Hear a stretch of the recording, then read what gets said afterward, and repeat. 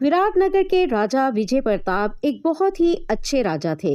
प्रजा भी उनको बहुत पसंद करती थी, परंतु राजा की कोई संतान नहीं थी। हालांकि संतान की चाहत में राजा विजय प्रताप ने 3 शादियां की थीं, लेकिन तीनों रानियों में से किसी रानी से भी संतान नहीं हुई थी। बहुत वेद हकीम बुलाए गए, बहुत जगह मन्नतें मांगी गई, लेकिन कोई फायदा नहीं हुआ। इसी तरह से 20 बरस गुजर गए और राजा विजय प्रताप की अब उम्र 40 बरस से ऊपर हो चली थी। फिर अचानक एक दिन साधु महात्मा राजमहल में आए और बोले, राजन, हमने सुना है कि आपकी कोई संतान नहीं है। हाँ महाराज, आपने सही सुना है। ना जाने भगवान की क्या क्रोपी है जो हमें ऐसी सजा दे रहे हैं। महाराज, 3 शादियां की हमने, मगर किसी भी रानी के संतान नहीं हुई। राजन, क्या आप अपनी तीनों रानियों को हमारे सामने ला सकते हैं, ताकि हम उनका मस्तक पढ़कर देख सकें कि उनकी किस्मत में संतान सुख है भी या नहीं? हाँ, मैं अभी बुलाता हूँ अपनी तीनों रानियों को। सुनो, तीनों रानियों को अभी यहाँ बुलाया जाए। और फिर कुछ देर में तीनों रानियां आ गईं और फिर साधु महाराज को प्रणाम कर उनके सामने बैठ गईं।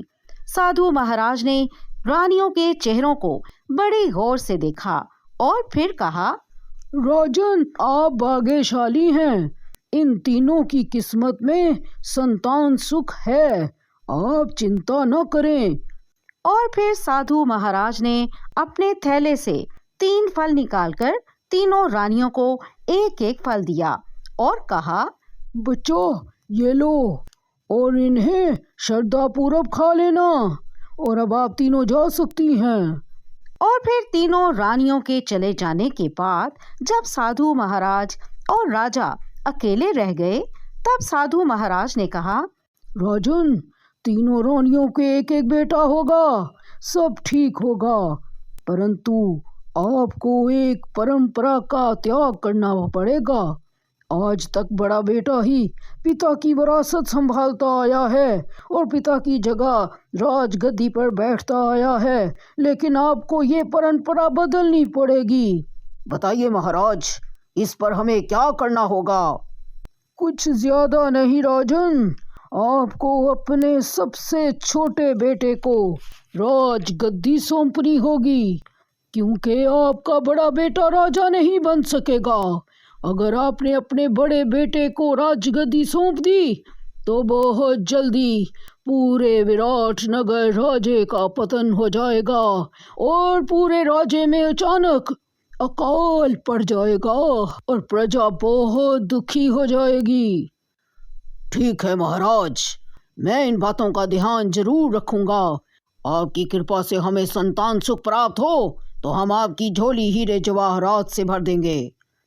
आपको संतान सुख जरूर प्राप्त होगा राजन, परंतु हम साधुओं का हीरे जवाहरात से क्या लेना देना।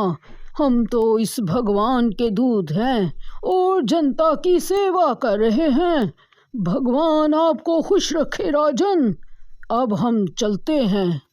और फिर राजा विजय प्रताप ने साधु महाराज को बड़े सत्कार से विदा किया और फिर साधु महाराज के साथ हुई बातचीत किसी को नहीं बताई, यहाँ तक कि अपनी रानियों को भी नहीं बताई। फिर 1 वर्ष बाद थोड़े थोड़े समय के अंतराल पर तीनों रानियों को एक एक बेटा पैदा हुआ और राजा बहुत खुश हुआ। पूरे राजमहल में जश्न मनाया गया। इस तरह चलते हुए 20 बरस गुजर गए। तीनों बेटों को बड़े ही लाड प्यार से पाला गया, पढ़ाया लिखाया गया। सबसे बड़े बेटे का नाम यशवंत था और सबसे छोटे बेटे का नाम उदय प्रताप रखा गया था। राजा विजय प्रताप अब 60 बरस से ऊपर के हो चुके थे।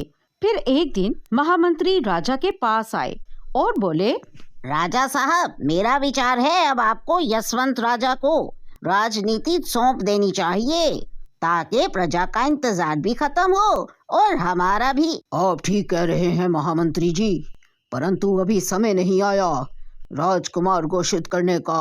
पर आप चिंता न करें, कुछ ही समय पर राजकुमार की घोषणा कर दी जाएगी। और इसी तरह 8 बरस और गुजर गए। इस दौरान राजा विजय प्रताप को कई बार महामंत्री और रानियों ने कहा कि राजकुमार की घोषणा कर दें, लेकिन राजा का एक ही जवाब होता कि अभी उचित समय नहीं आया। और अब राजा 70 बरस की उम्र के हो चले थे, बीमार भी रहने लगे थे। अब राजा विजय प्रताप को दिखने लगा था कि अब वो ज्यादा समय तक जीवित नहीं रहेंगे। एक दिन उन्होंने पूरे मंत्रिमंडल की सभा बुलाई। राजरोहित को बुलाया गया और अपने सबसे छोटे बेटे उदय प्रताप को बुलाकर पूरे विधि विधान से राजरोहित ने उदय प्रताप का तिलक कर दिया। राजा ने पूरी सभा को संबोधित करते हुए कहा, महामंत्री और सारे मंत्रियों से मैं कहना चाहता हूँ कि मैंने बहुत सोच समझकर ये फैसला लिया है और उदय प्रताप को राजकुमार घोषित किया है। आप सभी को किसी प्रकार की कोई शंका ना रहे, मेरे बाद उदय प्रताप ही विराटनगर राज्य का राजा होंगे। पूरे राज्य में हमारे आदेशानुसार घोषणा करवा दी जाए कि उदय प्रताप को राजकुमार घोषित कर दिया गया है। और ये फैसला सुनकर सारी सभा हैरान थी और कुछ मंत्री तो नाखुश भी थे। और जब ये खबर राजे की प्रजा को पता चली तो बहुत सारी प्रजा भी राजा के इस फैसले से नाखुश थी कि राजा ने ये क्या बड़े बेटे को छोड़कर सबसे छोटे बेटे को राजकुमार घोषित कर दिया। लेकिन पूरे विराटनगर राज्य में एक ही गांव ऐसा था जिस गांव के निवासियों को ये खबर सुनकर बहुत खुशी हुई थी, और वह गांव था शेरगढ़। क्योंकि शेरगढ़ के निवासियों को अपने 100 साल का अधूरा सपना आज सच होता नजर आ रहा था।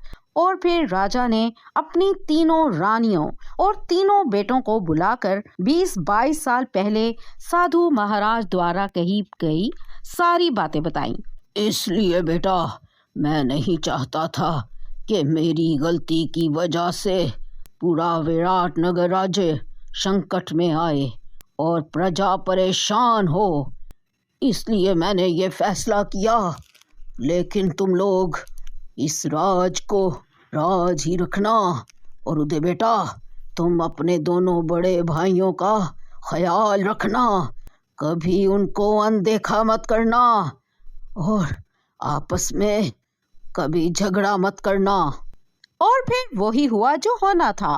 कुछ दिन बाद राजा विजय प्रताप की मृत्यु हो गई। राजा के परिवार ने सहमति से उदय प्रताप को राजगद्दी पर बिठा दिया। प्रजा ज्यादा खुश नहीं थी, परंतु शेरगढ़ गांव के निवासियों ने उस दिन खूब जश्न मनाया और मिठाइयां बांटी। शेरगढ़ के लोग इतने खुश क्यों थे, उन्होंने जश्न क्यों मनाया, ये जानने के लिए इस कहानी का पार्ट 2 जरूर देखिएगा। इसी तरह की और कहानियों के लिए सब्सक्राइब करें हमारा चैनल पीके टून स्टोरीज।